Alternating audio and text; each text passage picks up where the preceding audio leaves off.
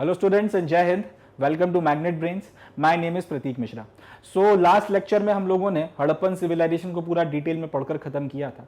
आज हम लोग हिस्ट्री की क्लास 12th का जो पहला चैप्टर है एनसीईआरटी की पहली किताब का, जिसमें हमको बीड्स, बोन्स एंड ब्रिक्स के बारे में बातचीत करनी है, हड़प्पन सिविलाइजेशन के वेरियस एस्पेक्ट्स को पढ़ना है, उसके साथ में हम लोग शुरू करेंगे. इस चैप्टर को हिस्ट्री की जो क्लास 12th की किताब है उसी से बनाया गया है, तो इस चैप्टर को पढ़ने के बाद आपको अलग से एनसीईआरटी पढ़ने की जरूरत नहीं पड़ेगी. एंड जब हम लोग इसको डिस्कस कर रहे होंगे तो क्योंकि हम लोगों ने इसके पहले हड़प्पन सिविलाइजेशन को बहुत डिटेल में डिस्कस किया है, तो आपको ऐसा लगेगा कि एक तरीके से आपका रिवीजन हो रहा है, प्लस कुछ पर्टिकुलर एस्पेक्ट जिसके बारे में और हम लोग फर्दर डिटेल में बातचीत करेंगे. एंड जैसा कि मैंने कहा, इस पूरे चैप्टर को करने के बाद आपको अलग से एनसीईआरटी पढ़ने की जरूरत नहीं होगी. टर्म 1 का आपका जितना सिलेबस है जो इस चैप्टर में से आ सकता है, सारा का सारा इसमें कवर हो जाएगा. So without any further ado, here we begin. Harappan civilisation में जो अलग अलग जगह पे एक्सकवेशन किया गया है, वहां पर जो भी सामान हमको मिला है उसमें जो सबसे ज्यादा डिस्टिंक्ट एक चीज हमको देखने को मिलती है वो है हड़प्पन सील. सबसे ज्यादा डिस्टिंक्ट आर्टिफैक्ट कह लें या फिर जो भी सबसे डिस्टिंक्ट आर्टिकल हमको वहां पे देखने के लिए मिलता है वो है हड़प्पन सील. हड़प्पन सील जो है जितनी भी हमको मिली है, मैक्सिमम हड़प्पन सील एक खास तरीके के एक पत्थर से या एक स्टोन से बनी थी जिसका नाम था स्टीएटाइट. याद रखिएगा, ये एमसीक्यू में पूछा जा सकता है. हड़प्पन सील जितनी भी हमको देखने को मिली हैं, मैक्सिमम अगर आप उनकी बात कर लें, वो एक खास तरीके के पत्थर से या स्टोन से बनी हुई थी जिसका नाम था स्टीएटाइट. और जनरली जितनी भी हड़प्पन सील्स आपको देखने को मिली हैं, इसमें एक बात कॉमन थी, आपको किसी ना किसी जानवर की उसमें आकृति उकेरी हुई देखने को मिलती थी, कोई किसी ना किसी एनिमल का मोटिव उसमें देखने के लिए मिलता था. प्लस कोई एक स्क्रिप्ट है हड़प्पन की जिसको हम लोग आज तक पढ़ नहीं पाए, उसमें कुछ ना कुछ लिखा हुआ रहता था, एक छोटी सी कुछ लाइन या फिर कुछ एक इंस्ट्रक्शन जैसा कुछ उसमें लिखा रहता था. तो ये जो है हड़प्पन सील के बारे में कुछ बातें हैं जो अपने को ध्यान में रखनी है. क्या? सबसे पहला, हड़प्पन सील जो है वो एक खास तरीके के स्टोन से बनी हुई थी जिसका नाम था स्टीएटाइट. और जनरली लगभग हर हड़प्पन सील में दो बातें कॉमन थी. सबसे पहला तो आपको किसी जानवर का मोटिव देखने को मिलता था, किसी जानवर की आकृति उस पर उकेरी गई होती थी. और दूसरा एक स्क्रिप्ट है जिसको हम लोग आज तक नहीं पढ़ पाए हैं, या तो उस स्क्रिप्ट में कुछ लिखा हुआ है या फिर कोई साइंस वगैरह दिए गए हैं, कुछ साइन लैंग्वेज में बात की गई है जो अभी तक हम लोग समझ नहीं पाए. ये दो चीजें आपको देखने के लिए मिलती थी. चलें कुछ फोटोग्राफ्स देखते हैं, उससे बात ज्यादा अच्छे से क्लियर होगी. देखिए, ये एक हड़प्पन सील है, उसकी फोटोग्राफ है. जैसा कि हमने देखा कि ये जो सील जिस पर्टिकुलर मटेरियल से बनी है, जिस स्टोन से बनी है, उसका नाम क्या है? स्टीएटाइट. पहली चीज. दूसरा, इसमें एक जानवर की आकृति उकेरी गई है, एक एनिमल का मोटिव आपको देखने के लिए मिलता है और ऊपर कुछ लिखा गया है. जैसा कि हमारे आर्कियोलॉजिस्ट ने कंक्लूड किया है कि हड़प्पन्स राइट टू लेफ्ट लिखते थे, तो यहां से यहां की तरफ में या तो कुछ लिखा गया है हड़प्पन्स की, अगर ये स्क्रिप्ट है तो उसमें कुछ लिखा गया है, और अगर ये स्क्रिप्ट नहीं है तो फिर कुछ साइन लैंग्वेज में या किसी तरीके से कुछ इंस्ट्रक्शन वगैरह दिए गए. जो भी हो, इसको हम लोग आज की तारीख तक पढ़ नहीं पाए, मगर ये दो चीजें जो है आपको मोस्ट कॉमनली हड़प्पन्स की जो भी सील्स वगैरह आपको देखने को मिलती हैं उसमें मिलती हैं. एक है आपका एनिमल मोटिव और दूसरा है उसके ऊपर कुछ लिखा हुआ है. चलें आगे बढ़ते हैं, एक और सील देख लेते हैं. ये देखिए, इसमें एक बुल बना हुआ है और फिर वही बात कि ऊपर की तरफ में कुछ लिखा गया है एक स्क्रिप्ट में जिसको हम लोग अभी तक पढ़ नहीं पाए. और अगर 2 मिनट के लिए मान लें कि ये स्क्रिप्ट नहीं है, कुछ इंस्ट्रक्शंस दिए गए किसी तरीके की साइन लैंग्वेज में, तो वो साइन लैंग्वेज हम लोग अभी तक समझ नहीं पाए. जो भी है, मगर फिर वही चीज जो है आपको कॉमनली यहां पर देखने के लिए मिलती है. इसको अपने को ध्यान रखना है. अब हालांकि हम लोग हड़प्पन स्क्रिप्ट को पढ़ नहीं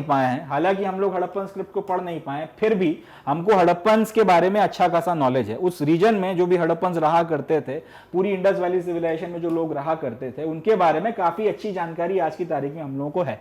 कैसे? क्योंकि वहां से जो भी सामान वगैरह मिला, ये सील्स वगैरह को चलो जो लिखा है उसके ऊपर वो तो हम पढ़ नहीं सकते, मगर बार बार बहुत सारी सील्स अगर आपको मिल रही है, उनको अगर आप इकट्ठा रखकर समझने की कोशिश करो तो कुछ ना कुछ पैटर्न आपको समझ में आता है. जो पॉटरी वहां से मिली है उसको स्टडी करके आप कुछ ना कुछ अंदाजा लगा सकते हैं, और भी जो दूसरा सामान मिला है उसकी मदद से आप काफी कुछ पता कर सकते हैं. तो वही बात यहां पे लिखी है कि हालांकि हम लोग हड़प्पन्स की स्क्रिप्ट के बारे में कुछ नहीं जानते, मगर फिर भी हमें, या फिर हम लोग उनकी स्क्रिप्ट पढ़ नहीं पाए, मगर फिर भी हमें उनके बारे में एक बहुत अच्छा अंदाजा लग चुका है, क्योंकि उन्होंने जो भी ऑब्जेक्ट्स वगैरह पीछे छोड़े हैं उनको हम लोगों ने स्टडी किया है. और मेजर जो ऑब्जेक्ट जिनको हम लोगों ने अपनी स्टडी का आधार बनाया है वो क्या है? उनके द्वारा उनकी छोड़े गए पीछे उनके हाउसेस जहां वो रहा करते थे, उनकी जो भी पॉटरी थी, जो भी ऑर्नामेंट्स थे, जो भी वो टूल्स वगैरह का इस्तेमाल करते थे जिनकी मदद से उन्होंने सारा काम किया था, सील्स और भी बाकी जो सामान मिला है, मगर मेजर हम लोग इन चीजों को स्टडी किया करते थे। अब क्योंकि इन चीजों को स्टडी कर हमको हड़प्पन्स के बारे में एक अच्छा खासा अंदाजा लगा है, उसके उनकी जो जिंदगी है, उनका जो लाइफस्टाइल था, उनका जो कल्चर था, उसको हम लोग ज्यादा बेटर तरीके से समझ पा रहे हैं। इसलिए इन सारी चीजों को कहा जाता है आर्कियोलॉजिकल एविडेंस। याद रखिएगा, हर वो चीज जिससे किसी गए हुए कालखंड के बारे में आपको कुछ अंदाजा लगता है, उस कालखंड को स्टडी करने में मदद मिलती है, उस कालखंड के बारे में आप कुछ कंक्लूजन्स लगा सकते हैं, उसको कहा जाता है आर्कियोलॉजिकल एविडेंस। तो अगर हम लोग हड़प्पन सिविलाइजेशन की बात करें तो ये जो सील्स आपको देखने को मिल रही हैं, ये सील्स आपको देखने को मिल रही हैं, या फिर जो पास्ट लेक्चर्स में हमने पॉटरी को देखा था और भी बाकी सारी चीजें देखी थी, ये बेसिकली क्या है हमारे लिए, ये आर्कियोलॉजिकल एविडेंस है। और इसकी मदद से पढ़कर, इसको समझकर, इसको स्टडी करके, इसको एनालाइज करके अल्टीमेटली जो भी निष्कर्ष या जो भी कंक्लूजन है हमने हड़प्पन सिविलाइजेशन के बारे में निकाले। तो इस चैप्टर में बेसिकली हम लोग करेंगे क्या, हड़प्पन सिविलाइजेशन तो हम लोगों ने पूरा का पूरा पढ़ लिया है, इस चैप्टर में बेसिकली आपको हड़प्पन सिविलाइजेशन पढ़ाया भी नहीं गया, वो पहले से ही मानकर चल रहे हैं कि आपको हड़प्पन सिविलाइजेशन के बारे में नॉलेज है। इस चैप्टर में बेसिकली हम लोग करेंगे ये कि हम लोग आर्कियोलॉजिकल एविडेंस के बारे में बातचीत करेंगे। आर्कियोलॉजिकल एविडेंस का मतलब क्या, यही सारी चीजें जो हमको हड़प्पन सिविलाइजेशन से मिली हैं, चाहे उनकी पॉटरी हो, चाहे उनके छोड़े गए मकान हो, चाहे उनके ऑर्नामेंट्स हो, उनके टूल्स हो, उनकी सील्स हो, और भी बाकी सारी चीजें जो हैं, इन सबको या फिर इन सारे आर्कियोलॉजिकल एविडेंसेस को हम लोग स्टडी करेंगे और देखेंगे कि किस तरीके से आखिर इनको स्टडी कर हम लोग अपने इंटरप्रिटेशन पर पहुंचते हैं, किस तरीके से इन सबको स्टडी कर हम लोग अनुमान लगाते हैं कि ऐसा रहा होगा, इस तरीके से किया करते रहे होंगे, इस तरीके से इसको बनाते थे, इसका इस्तेमाल ये होता होगा, इस तरीके का जो हमारा इंटरप्रिटेशन है आखिर हम लोग कैसे लगाते हैं, पहली चीज। और दूसरा, कई बार ये जो इंटरप्रिटेशन है वक्त के साथ में चेंज हो जाता है। जैसे पहले हमको ज्यादा जानकारी नहीं होती किसी चीज के बारे में तो हम लोग उसके बारे में कुछ और अंदाजा लगाते हैं, मगर जब और ज्यादा एविडेंस निकल कर आता है और ज्यादा चीजें जब हमको उसके बारे में पता चलती है तो हमारा जो पुराना अंदाजा था वो गलत हो जाता है और हम उसको फिर एक नई रोशनी में, एक नए तरीके से देखते हैं, उसको नए तरीके से इंटरप्रेट करते हैं। तो किस तरीके से आर्कियोलॉजिकल एविडेंसेस को स्टडी किया जाता है, किस तरीके से उनका इंटरप्रिटेशन होता है, और वक्त के साथ में जब और ज्यादा आपके पास में एविडेंस मिलता जाता है और ज्यादा चीजें आप इकट्ठे करते चले जाते हैं तो किस तरीके से आपकी नॉलेज बढ़ने के साथ में आपके इंटरप्रिटेशंस बदलते हैं, वो भी हम लोग इसी चैप्टर में देखेंगे। नेक्स्ट आता है कल्चर। बार बार एक वर्ड आ रहा है हड़प्पन कल्चर। पास्ट लेक्चर्स में भी इसको हम लोगों ने देखा था कि जब हम लोग कल्चर वर्ड का इस्तेमाल करते हैं तो क्या मतलब होता है। एक बार फिर से उस चीज को हम लोग देखते हैं कि जब भी हम लोग हिस्ट्री में या फिर आर्कियोलॉजी में बात करते हैं कल्चर के बारे में तो कल्चर शब्द का यहाँ पे मतलब क्या होता है। स्पेसिफिकली अगर आर्कियोलॉजी की बात की जाए तो कल्चर शब्द किस चीज को इंडिकेट या डिनोट करता है। जब भी हम लोग कल्चर की बात करते हैं तो हमारा मतलब होता है एक ग्रुप ऑफ ऑब्जेक्ट्स। अगर आपको बहुत सारे कुछ ऑब्जेक्ट्स वगैरह मिले और आपने उनकी ग्रुपिंग करी, जैसे आपको पॉटरी मिल गई, कई सारे तरीके की मिट्टी के बने हुए बर्तन मिल गए, आपने उन सबको इकट्ठा करके रख दिया। सोने के कुछ आपको इक्विपमेंट्स मिल गए, कुछ आपको आभूषण मिल गए, उनको आपने इकट्ठा करके एक जगह ग्रुप बना के रख दिया। इसी तरीके से अगर आपको कहीं पर कोई और चीज मिल गई, जैसे बहुत सारी सील्स वगैरह आपको देखने को मिल गई, उनको आपने ग्रुपिंग करके रख दिया। ऐसे अगर आपको भिन्न भिन्न तरीके के, अलग अलग तरीके के अगर ऑब्जेक्ट्स मिल रहे हैं और आप उनको ग्रुप कर रख रहे हो, अब इन ऑब्जेक्ट्स में कुछ बातें या कुछ कैरेक्टरिस्टिक्स हैं। सबसे पहला तो इनकी जो स्टाइल है वो डिस्टिंक्ट है, यानी कि उसी वक्त में अगर कहीं और से इसी तरीके के ऑब्जेक्ट्स आपको देखने को मिल रहे हैं, उनसे ये ऑब्जेक्ट्स अलग हैं। लेट्स से कि अगर आपको इंडस वैली में हड़प्पा में पॉटरी देखने को मिलती है और उसी से 150-200 किलोमीटर दूर कोई और शहर आपको देखने को मिलता है, वहां से भी आपको पॉटरी देखने को मिलती है। अब अगर हड़प्पा की पॉटरी अलग है और उस जगह की पॉटरी अलग है, अलग तरीके से बनाया जा रहा है, अलग तरीके की ड्राइंग की जा रही है, अलग तरीके से जो है डेकोरेट किया जा रहा है, तो इसके बेसिस पे हम लोग ये कह सकते हैं कि वो जो पॉटरी मिली है और हड़प्पा की जो पॉटरी है वो अलग अलग है। तो वही बात मैं बोल रहा हूं कि अगर आपको कुछ ग्रुप ऑफ ऑब्जेक्ट्स मिलते हैं मगर दूसरी जगहों पे मिले हुए उन्हीं ऑब्जेक्ट्स के कंपैरिजन में ये जो ऑब्जेक्ट्स हैं, अगर वो अपने आप में स्टाइल वगैरह के मामले में, बनाने के मामले में, मटेरियल जो इस्तेमाल किया गया उसके मामले में अगर डिस्टिंक्ट होते हैं, पहली चीज। दूसरा ये कि अगर ये एक फिक्स्ड ज्योग्राफिकल एरिया से, एक स्पेसिफिक ज्योग्राफिकल एरिया से ही आपको देखने को मिलते हैं। लेट्स से कि एक बड़ा सा इलाका है, उसमें एक पोर्शन है, यहां पर आपको एक खास तरीके की पॉटरी देखने को मिलती है और इस तरीके की पॉटरी इसके अलावा कहीं और देखने को नहीं मिलती। दूसरी जगह पे आपको पॉटरी जरूर देखने को मिल रही है मगर उस तरीके की पॉटरी देखने को नहीं मिल रही जिस तरीके की पॉटरी यहां पे देखने को मिल रही है। तो ये पॉटरी, एक तो यहां पे जो पॉटरी मिल रही है वो इसके अलावा कहीं और देखने को नहीं मिलती, तो क्या हो गया, वो स्टाइल में डिस्टिंक्ट हो गई। दूसरा, वो एक सर्टेन इलाके में कन्फाइन है कि ये पॉटरी आपको इसी इलाके में देखने को मिलेगी, इसके अलावा कहीं और देखने को नहीं मिलेगी। दूसरी बात, तीसरी चीज ये कि अगर यहां पर जो भी सामान वगैरह आपको देखने को मिल रहा है वो एक सर्टेन टाइम पीरियड को बिलोंग करता है, मतलब एक कालखंड है कि इतने से लेके इतने के बीच में आपको ये देखने के लिए मिलता है। ना इसके पहले आपको इस तरीके की पॉटरी देखने को मिल रही है, ना इसके बाद में आपको इस तरीके की पॉटरी देखने के लिए मिल रही है। पॉटरी का एग्जांपल लेके चल रहा हूं, या फिर ना इसके पहले आपको इस तरीके के सामान देखने के लिए मिल रहा है, ना इसके बाद आपको इस तरीके का सामान देखने के लिए मिल रहा है। अगर ये तीन शर्तें कोई भी जगह पे मिला हुआ कोई ग्रुप ऑफ ऑब्जेक्ट अगर सेटिस्फाई करता है तो फिर उसके बेसिस पे हम लोग बोलते हैं ये सारा का सारा सामान एक सर्टेन तरीके के कल्चर को बिलोंग करता है, और उस तरीके की चीजें आपको किसी दूसरे कल्चर में या दूसरी जगह पे देखने के लिए नहीं मिलती, इसलिए कल्चर जो है अपने आप में डिस्टिंक्ट हो जाता है। तो जब भी आर्कियोलॉजिस्ट कल्चर वर्ड का इस्तेमाल करते हैं तो उसका उनका मतलब क्या होता है, किसी जगह पर लेट से कोई जगह है, वहां पर एक सर्टेन एरिया है जिसमें आपको एक डिस्टिंक्ट तरीके के ऑब्जेक्ट्स वगैरह देखने को मिले, जिस तरीके के ऑब्जेक्ट्स आपको कहीं और देखने के लिए नहीं मिलते, यानी कि डिस्टिंक्ट है वो स्टाइल में। जनरली वो एक स्पेसिफिक ज्योग्राफिकल एरिया में देखने के लिए मिलते हैं, लेट से वो इतने इलाके में आपको देखने के लिए मिल रहे हैं। तीसरी बात, ये सारे के सारे एक सर्टेन फिक्स्ड कालखंड से हैं, यानी कि इतने वक्त से लेके इतने वक्त के बीच में। अगर किसी भी जगह पे मिले हुए ग्रुप ऑफ ऑब्जेक्ट्स इन तीनों कंडीशंस को सेटिस्फाई करते हैं तो फिर हम लोग बोलते हैं कि ये बेसिकली एक कल्चर का पार्ट है, और ये पूरा इलाका जहां पर ये सारी चीजें मिली हैं ये एक अलग एक डिस्टिंक्ट कल्चर है जिसको फिर हम लोगों को स्टडी करना पड़ेगा। और डिस्टिंक्ट कल्चर है इसका मतलब क्या, इस बाकी इलाके में, इस इलाके को छोड़ के जो बाकी इलाका है, यहां पर जो भी लोग रहा करते थे एक सर्टेन टाइम पीरियड में, इनका रहन सहन, इनकी जो लाइफस्टाइल है बाकी सारे इलाके में रहने वाले लोगों से डिफर करती रही होगी। तो आर्कियोलॉजिकल पॉइंट ऑफ व्यू से जो कल्चर की डेफिनेशन हम लोगों ने देखी, अब हम लोग ये देखेंगे कि हड़प्पन कल्चर पर ये कैसे फिट बैठती है। आखिर हम लोग हड़प्पन कल्चर में कल्चर वर्ड का इस्तेमाल क्यों करते हैं, क्यों हम इसमें कल्चर वर्ड इस्तेमाल कर रहे हैं, वो अब हम लोग इस डेफिनेशन के पॉइंट ऑफ व्यू से समझने की कोशिश करेंगे। तो पहला पॉइंट इन्होंने कहा है कि आपका जो भी सामान है वो डिस्टिंक्ट होना चाहिए स्टाइल में, ठीक है जी।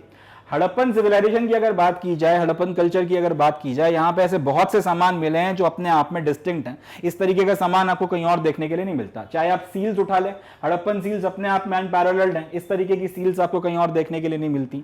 हड़प्पन के टाइम पीरियड की बीड्स आप उठा के देख लें, बीड्स क्या होती हैं हमने पास्ट लेक्चर में डिटेल में बात कर रखी है। बीड्स वगैरह इस तरीके की आपको कहीं और देखने के लिए नहीं मिलती। वेट्स का जो सिस्टम है वो अपने आप में यूनिक है, हालांकि ये वेट्स का सिस्टम बाद में और भी कई लोगों ने अडॉप्ट किया, मेसोपोटामिया तक आपको ये सिस्टम देखने को मिलता है, मगर ये एविडेंस है हमारे पास में कि ये सिस्टम जो था वेट्स वगैरह का, ये डेवलप जो है हड़प्पा में हुआ था। तो अपने आप में एक यूनिक वेट्स का सिस्टम ये लोग फॉलो किया करते थे। और बेक्ड ब्रिक्स यानी कि पकी हुई ईंटें, जिस तरीके की पकी हुई ईंटें हैं, जिस तरीके का स्टैंडर्ड साइज आपको हड़प्पन के टाइम में देखने के लिए मिलता है, उस वक्त में, उस कालखंड में अगर आप किसी और सिविलाइजेशन या किसी और कल्चर से कंपेयर करोगे, उस तरीके की पकी हुई ईंटों का इस्तेमाल, उस तरीके के स्टैंडर्डाइज्ड ईंटों का इस्तेमाल कहीं और देखने को नहीं मिलता। तो कल्चर की डेफिनेशन का जो पहला पॉइंट है कि जो भी सामान आपको मिले वो स्टाइल में डिस्टिंक्ट होना चाहिए, ये बात आपके हड़प्पन सिविलाइजेशन में मिले हुए, हड़प्पन कल्चर में मिले हुए काफी सारे सामान पे लागू होती है।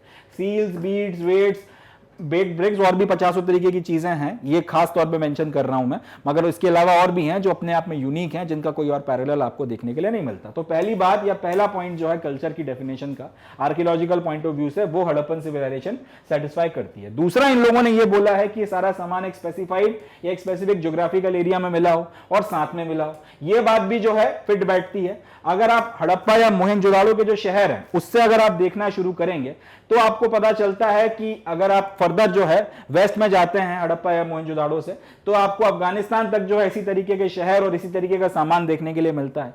जम्मू तक अगर आप आते हैं नॉर्थ में, वहां तक आपको सामान मिलता है। बलूचिस्तान और गुजरात तक जो है आपको यही सारी चीजें देखने को मिलती हैं। तो ये जो है वो एक पर्टिकुलर कन्फाइंड एरिया है, ये वो कन्फाइंड एरिया है जिसमें हमको यही सारा सामान, यही सारी पॉटरी, यही सारी जो है डिस्टिंक्ट तरीके के ऑब्जेक्ट्स वगैरह देखने के लिए मिल रहे हैं। तो जो दूसरा ऑब्जेक्टिव है या दूसरा जो आपकी पॉइंट था कल्चर की डेफिनेशन का आर्कियोलॉजिकल पॉइंट ऑफ व्यू से, ये भी सेटिस्फाई होता है कि ये सारा का सारा सामान जो मिल रहा है एक पर्टिकुलर एरिया तक कन्फाइंड हो। ये एरिया भी है जहां पर ये कन्फाइंड है। इसके हालांकि अब जो और फर्दर एक्सकवेशन हो रहा है तो आपको ईस्ट में मेरठ तक जो है सामान वगैरह देखने को मिल रहा है इसी तरह का, और वो फैलता जा रहा है, मगर जो एरिया है बेसिकली कंटिन्यूटी में है और कन्फाइंड है। इस पर्टिकुलर इलाके में आपको सामान देखने के लिए मिल रहा है इस तरीके का। तो जो दूसरा पॉइंट है स्पेसिफिक या स्पेसिफाइड ज्योग्राफिकल एरिया, ये भी आपके ऊपर सेटिस्फाई होता है। तीसरा जो पॉइंट है वो है belong to a particular time period. अब जिस तरीके से आपका कार्बन डेटिंग कर और जो भी दूसरे तरीके लगाए गए हैं उसके बेसिस पर हम लोग इस एविडेंस पे पहुंचे हैं कि ये जो सारा सामान है, जो सारी चीजें हैं, लगभग 2600 बिफोर क्राइस्ट से 1900 बिफोर क्राइस्ट या फिर 2600 before common era to 1900 BCE के बीच में हमको देखने के लिए मिलता है। तो एक सर्टेन स्पेसिफिक टाइम पीरियड भी है जिसमें आपको सारी चीजें देखने के लिए मिल रही हैं। तो जो तीसरा पॉइंट था इसकी डेफिनेशन का कि ये सारा सामान एक पर्टिकुलर टाइम पीरियड को बिलोंग करे, ये वाली बात भी जो है वो सेटिस्फाई हो जाती है। और इसके बेसिस पे हम लोग अब ये कह सकते हैं कि जो हड़प्पन सिविलाइजेशन है ये अपने आप में एक डिस्टिंक्ट कल्चर है और इसके लिए आर्कियोलॉजिकल पॉइंट ऑफ व्यू से कल्चर वर्ड का इस्तेमाल किया जाता है। और इसीलिए हम लोग Harappan civilisation, Indus valley civilisation, Harappan culture, Indus culture, Sindhu घाटी सभ्यता, ये सारे शब्दों का इस्तेमाल करते हैं या कल्चर वर्ड का यूज हम लोग इसमें करते हैं। चले आगे बढ़ते हैं। अब ये जो कुछ ऑब्जेक्ट्स वगैरह का मेंशन यहां पर आया है, मैं आपको इनकी फोटोग्राफ दिखाता हूं और फिर हम लोग फर्दर डिस्कशन वगैरह करेंगे। सील्स वगैरह की मैंने पहले भी फोटोज दिखाई हैं, ये एक और सील की फोटोग्राफ, वही वाली जो बात है वो यहां पर भी निकल कर आती है। एक जानवर का आपको मोटिव देखने को मिलता है, एक जानवर की आकृति उकेरी गई है और ऊपर जो है कुछ लिखा गया है जिसको हम लोग आज तक पढ़ नहीं पाए। तो एक ऐसी स्क्रिप्ट जिसको हम लोग अभी तक डिसाइफर नहीं कर पाए, उसमें एक छोटी सी कुछ लाइन लिखी हुई है और एक जानवर का जो है आपको आकृति या एनिमल मोटिव देखने के लिए मिलता है। इस तरीके की सील्स जिसमें ये बात कॉमन आ रही हो, ये दो फीचर देखने को मिलते हो, सिवाय हड़प्पन सिविलाइजेशन के कहीं और देखने के लिए नहीं मिलता, इसीलिए इसको कल्चर वर्ड यूज यहां पे किया जा सकता है। इस तरीके के बीड्स वगैरह जो हैं जिनको इस्तेमाल मिलाकर आपने अलग अलग तरीके के जो हैं एम्यूलेट्स बनाए हैं, पहनने के लिए अलग अलग तरीके के हार या आपकी झालरें वगैरह तैयार करी हैं, उस तरीके के जो बीड्स हैं ये भी आपको कहीं और किसी और सिविलाइजेशन में इस स्टाइल की बनाए हुए बीड्स वगैरह देखने को नहीं मिलते हैं। तीसरा, आपका जो ये वेट्स का पूरा सिस्टम है, ये जो वेट्स का पूरा सिस्टम है जिसकी मदद से नाप तौल किया जाता था, हड़प्पन सिविलाइजेशन में इस तरीके का ये वेट्स इस्तेमाल किए जाते थे, अपने आप में डिस्टिंक्ट है। और फर्दर बात करेंगे तब आप एस्टॉनिश हो जाओगे कि क्या मैथमेटिकल कैलकुलेशन के बेसिस पे इनको बनाया गया था, मगर ये भी जो है अपने आप में डिस्टिंक्ट है। इस तरीके के स्टैंडर्ड वेट्स का इस्तेमाल भी कहीं और देखने को नहीं देखने मिलता है। अगला, ब्रिक्स वगैरह, ये ईंटें जो हैं आपको इंडस वैली से देखने के लिए मिली हैं। अब इस तरीके की पकी हुई ईंटें ये भी जो है आपको कहीं और देखने के लिए नहीं मिलती हैं।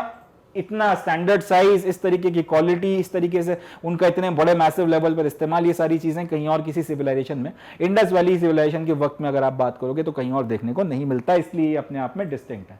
चलें आगे बढ़ते हैं। अब ऐसा भी नहीं था कि पहले जमीन एकदम खाली थी, समतल थी और आउट ऑफ नोवेयर इस पे एकदम से हड़प्पन सिविलाइजेशन प्रकट होती है, ऐसा भी नहीं हुआ था। हम लोग जब इस पूरे इलाके को स्टडी करते हैं तो हमको पता चलता है कि हड़प्पन सिविलाइजेशन के पहले भी यहां पर कुछ कल्चर्स वगैरह डेवलप हो रहे थे। और जब मैं हड़प्पन सिविलाइजेशन बोल रहा हूं तो मैं मैच्योर फेज की बात कर रहा हूं। मैच्योर फेज में आपको यहां पर और भी काफी सारे कल्चर्स देखने के लिए मिलते हैं कि तो यहां पर जब स्टडी किया गया तो पता चला कि हड़प्पन सिविलाइजेशन या फिर मैच्योर हड़प्पन सिविलाइजेशन जहां डेवलप हुआ है, इसी इलाके में अगर आप और फर्दर देखोगे तो यहां पर एक अर्लियर और एक लेटर हड़प्पन कल्चर भी आपको देखने के लिए मिलता है। अर्लियर का मतलब यह है कि यहां पर हड़प्पन सिविलाइजेशन के पहले जो कल्चर था वो, और लेटर का मतलब है जो हड़प्पन सिविलाइजेशन जब डिक्लाइन की तरफ गई उसके बाद में जो स्थितियां बनी वो भी आपको देखने को मिलता है। और ये आप इस तरीके से समझ पाते हो कि मैच्योर जो कल्चर था उसके पहले की कहानी या फिर उसके पहले की जो आपकी डेवलपमेंट है वो थोड़ी सी अलग है, मैच्योर के बाद में जो फेज आया है उसकी जो कंडीशंस हैं वो अलग है, और इनके बीच में आपको ब्रेक देखने को मिलता है। ऐसा नहीं हुआ कि अर्ली सिविलाइजेशन चल रही है और इसके बाद एकदम से आप मैच्योर की तरफ आ गए और उसके बाद मैच्योर से अगले दिन जो है आप लेट की तरफ बढ़ गए। इनके बीच में आपको कुछ एक ब्रेक देखने के लिए मिलता है जिसके बेसिस पर आप कहते हो कि ये वाला जो था ये मैच्योर हड़प्पन सिविलाइजेशन या फिर हड़प्पन सिविलाइजेशन के पहले की कहानी है जिसको आप अर्ली में गिन सकते हो, और ये जो है मैच्योर के बाद की कहानी है जिसको आप लेट में गिन सकते हो। कैसे? इसकी वजह यह है कि जब आप स्टडी करते हो तो आपको उस तरीके के स्ट्रक्चर्स मिलते हैं जिसकी मदद से आप ये बात कह सकते हो। एक जगह आपको गांव वगैरह देखने को मिल रहे हैं, छोटे मोटे कुछ बिल्डिंग्स वगैरह देखने को मिल रही हैं, और उसके बाद एकदम से आपको बड़ी बड़ी बिल्डिंग्स देखने के लिए मिलती हैं, और उसके बाद में फिर एकदम से आपको वही जो है डिक्लाइन देखने को मिलता है, उसी तरीके के छोटे गांव वगैरह या उसी तरीके की छोटी या बुरी क्वालिटी की बिल्डिंग्स देखने को मिलती है, और इनमें गैप या फिर एक ब्रेक जो है वो साफ समझ में आता है। उसके बेसिस पे हम लोग ये बात कहते हैं कि हड़प्पन सिविलाइजेशन के पहले भी यहां पर कुछ था और हड़प्पन सिविलाइजेशन के बाद भी यहां पर कुछ है, और इनके बीच में गैप था। तो वही बात जो है यहां पर लिखी गई है कि there were earlier and later Harappan cultures present at the same geographical area. Same geographical area में प्रेजेंट होने का यह मतलब नहीं है कि जहां पर हड़प्पन सिविलाइजेशन के शहर डेवलप हुए थे वहां पे पहले कोई गांव बसा हुआ था। इसका मतलब यह है कि अगर इस पर्टिकुलर इलाके में आपको हड़प्पन सिविलाइजेशन लेट से यहां पर देखने के लिए मिल रही है, तो इससे एक सर्टेन दूरी पर एक छोटा सा सेटलमेंट और भी बसा हुआ था, और क्योंकि इन दोनों में फर्क है, ये उसके पहले का दिखता है, इसलिए हम लोगों ने इसको अर्ली बोल दिया। तो इसका ये बिल्कुल मतलब नहीं है कि पहले यहां पर एक गांव था और उसके बाद यहीं पर आपका हड़प्पन सिविलाइजेशन के शहर बन गए। एक सेम ज्योग्राफिकल एरिया में होने का मतलब यह है कि अगर यहां पर आपको हड़प्पा के शहर देखने को मिले हैं तो एक सर्टेन डिस्टेंस पर आपको उसके पहले की जो कंडीशंस थी, उसके पहले के जो गांव वगैरह थे, वो भी समझ में आते हैं। ये पहली लाइन में लिखा गया है। The Harappan culture we study is also called mature Harappan culture to differentiate it from early and later। ये बात तो अपन ने पहले भी डिस्कस कर रखी है कि जब हम लोग सिंधु घाटी सभ्यता बोलते हैं तो बेसिकली हमारा मतलब ही वही होता है कि हम मैच्योर हड़प्पन कल्चर की बात कर रहे हैं, और मैच्योर के पहले का जो फेज है वो और उसके बाद का फेज इससे अलग अलग करके स्टडी किया जाता है। चलें आगे बढ़ते हैं। अब several archaeological cultures were present before mature Harappan in this region. These cultures had their distinct pottery, agriculture and pastoralism and some crafts, and their settlements were generally small and there were virtually no large buildings। इसको थोड़ा सा हम लोग समझने की कोशिश करते हैं। लेट से हम लोगों ने एक सर्टेन एरिया को स्टडी करना शुरू किया। यहां हमको पता चल गया कि हड़प्पा के जो है शहर वगैरह बसे हुए थे और यहां पर हमको एक छोटा सा सेटलमेंट मिलता है। अब हम लोगों ने ये बोला कि ये जो छोटा सा सेटलमेंट है ये आपका अर्ली हड़प्पन फेज का है। आखिर हम लोग इस निष्कर्ष पर पहुंचे तो कैसे पहुंचे कि ये जो छोटा सा सेटलमेंट जो हड़प्पा की बड़े से शहर के पास में मिला है, ये या हड़प्पन सिविलाइजेशन के बड़े से शहर के पास में मिला है, ये अर्ली फेज को बिलोंग करता है। हम लोगों ने कैसे कह दिया कि ये अर्ली हड़प्पन है, उसको थोड़ा हम लोग समझते हैं।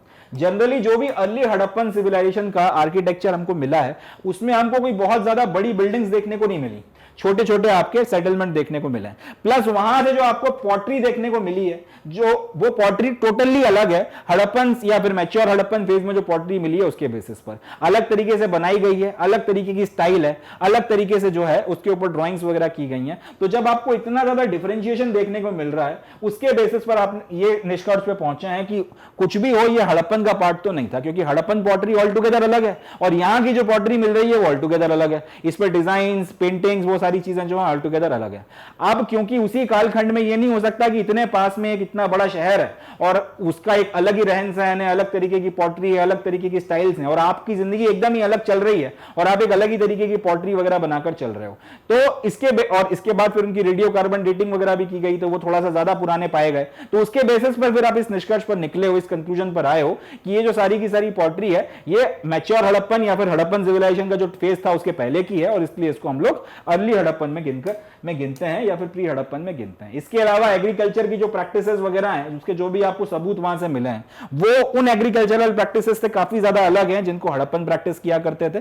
प्लस ये काफी ज्यादा प्रिमिटिव है, यानी कि इनके एग्रीकल्चर के ज्ञान को देखकर समझ में आता है कि इनके पास उतना नॉलेज नहीं था एग्रीकल्चर को लेकर जितना बाद में हड़प्पन्स को हुआ। उसके बेसिस पर भी अंदाजा लगाया जाता है कि ये जो है इसके पहले का कोई कल्चर रहा है और ये हालांकि उसी इलाके में डेवलप हुआ है मगर ये बाद में जाके हड़प्पन सिविलाइजेशन में डेवलप नहीं हुआ या फिर इसने मैच्योर हड़प्पन सिविलाइजेशन में कोई कंट्रीब्यूशन नहीं दिया। पैस्टोरलिज्म वगैरह यानी कि पशुपालन के तरीकों से भी आपको ये अंदाजा लगता है, जिस तरीके के पशु पाले जा रहे थे उससे भी, और जो भी थोड़ा बहुत क्राफ्ट वगैरह का सामान वहां पे देखने को मिला है, मेटल का सामान या कोई और जो क्राफ्ट वगैरह देखने को मिला है उसके बेसिस पर अंदाजा लगाया गया। प्लस इन सेटलमेंट्स को जब स्टडी किया गया तो पता चला कि ये सेटलमेंट कभी भी बहुत ज्यादा बड़े नहीं हुआ करते थे या फिर इस तरीके से नहीं थे कि आप उसको कोई बड़ा गांव या फिर कोई बड़ा शहर या कोई छोटा मोटा टाउन बोल लो। ये जनरली छोटे सेटलमेंट्स वगैरह थे और इसमें कहीं पर भी आपको लार्ज बिल्डिंग्स देखने के लिए नहीं मिलती या फिर लार्ज बिल्डिंग्स की शुरुआत भी आपको देखने के लिए नहीं मिलती जिसके बेसिस पर आप कह दो कि नहीं बाद में जाके शायद ये मैच्योर हड़प्पन में कन्वर्ट हो गए होंगे, ऐसा भी कुछ नहीं हुआ। तो इन सब के बेसिस पर आप इस अंदाजे पे पहुंचे हो, इस निष्कर्ष पे पहुंचे हो कि जो आपका हड़प्पन सिविलाइजेशन था उसके पहले भी वहां पे कल्चर, उस एरिया में जो है आपको कल्चर्स देखने को मिलते हैं और दो तरीके के कल्चर, एक अर्लियर कल्चर देखने को मिलता है और एक लेटर देखने को मिलता है। अर्लियर की कहानी क्या है, पॉटरी और बाकी सारी चीजें ऑल टुगेदर अलग है और कुछ खास बड़ी बिल्डिंग्स वहां पे आपको देखने को नहीं मिलती, उसी ज्योग्राफिकल एरिया में बसा हुआ है मगर वो सेटलमेंट में कभी भी आपको लार्ज बिल्डिंग्स नहीं देखने को मिलती और बाकी जितना भी सामान मिलता है वो बाद में हड़प्पन सिविलाइजेशन में मिले हुए सामान से स्टाइल, मेकिंग, मैन्युफैक्चरिंग सारी एस्पेक्ट्स में पूरी तरीके से अलग है। और इसके अलावा किसी भी जनरली जो भी सेटलमेंट है वो बहुत छोटी हैं और बड़ी बड़ी या लार्ज बिल्डिंग्स वहां पे कहीं पर भी देखने के लिए नहीं मिलती, जो खास तौर पे हड़प्पा की अगर आप बात करोगे, वाटरमार्क क्या है, बड़ी और अच्छी बिल्डिंग्स वगैरह जो है इस तरीके की चीजें यहां पर देखने को नहीं मिलती। तो जो भी एविडेंस हमको मिला है उस एविडेंस के बेसिस पर इस निष्कर्ष पर तो आपके जो भी आर्कियोलॉजिस्ट हैं वो पहुंच गए हैं कि हड़प्पन सिविलाइजेशन यानी कि मैच्योर हड़प्पन फेज और अर्ली हड़प्पन फेज दो अलग अलग फेजेस हैं और इनके बीच में आपको एक गैप देखने के लिए मिलता है। जो भी एविडेंसेस वगैरह मिले हैं उसके बारे में भी हम लोगों ने बातचीत करी है और यहाँ पे जो फाइनल निष्कर्ष है जिसके बेसिस पर हम लोग ये कंक्लूजन निकालते हैं, फाइनल एविडेंस जिसके बेसिस पर ये कंक्लूजन निकाला जाता है कि अर्ली हड़प्पन अलग है, मैच्योर हड़प्पन अलग है और दोनों के बीच में एक गैप आपको देखने को मिलता है, वो ये है कि आपको एक तो लार्ज स्केल बिल्डिंग्स जो हैं अर्ली सेटलमेंट्स में देखने के लिए नहीं मिलती। दूसरा, आपको अर्ली सेटलमेंट्स वगैरह में एविडेंस है कि इनको फिर अबेंडन कर दिया गया था, जिस तरीके से बाद में आपकी पूरे के पूरे हड़प्पा को भी अबेंडन किया गया था, उसी तरीके से अर्ली सेटलमेंट्स में भी अबेंडनमेंट जो किया गया है उसका एविडेंस आपको देखने के लिए मिलता है। तो इसके बेसिस पर जो है हम लोग इस पर्टिकुलर निष्कर्ष पर पहुंचते हैं कि अर्ली हड़प्पन और उसके बाद में मैच्योर हड़प्पन के बीच में एक आपका ब्रेक है। चले आगे बढ़ते हैं। अब ये बेसिकली वो डायग्राम है, ये वो बेसिकली डायग्राम है जिसकी मदद से हम लोग जिसमें बताया गया है कि अर्ली हड़प्पन सेटलमेंट्स कहाँ कहाँ पे डेवलप हुए थे। देखिए यहाँ पे ये सेटलमेंट्स आपको सबसे ज्यादा कंसंट्रेशन अगर देखा जाए तो यहाँ देखने के लिए मिलता है, फिर यहां देखने के लिए मिलता है। इंदस के किनारे भी थोड़ा थोड़ा डेवलपमेंट है मगर उतनी ज्यादा कंसंट्रेशन आपको देखने के लिए नहीं मिलता इंदस के किनारे जितना आपको यहां पर देखने के लिए मिल रहा है। इसी तरीके से इस इलाके में ये सेटलमेंट काफी ज्यादा मात्रा में है और ये जो नीचे आपका ये पोर्शन है यहां पर ये सेटलमेंट्स आपको काफी मात्रा में देखने के लिए मिलते हैं। राजस्थान और गुजरात की बात कर ली जाए तो बहुत कम सेटलमेंट जो है अर्ली हड़प्पन फेज के आपको यहां पर देखने के लिए मिल रहे हैं। ये आपकी एनसीईआरटी का ही डायग्राम है जिसमें अर्ली हड़प्पन फेज वगैरह बताया गया है। अर्ली हड़प्पन सेटलमेंट्स वगैरह कहाँ पे कितनी ज़्यादा कंसंट्रेशन में डेवलप हुए हैं उसके बारे में बातचीत की गई है।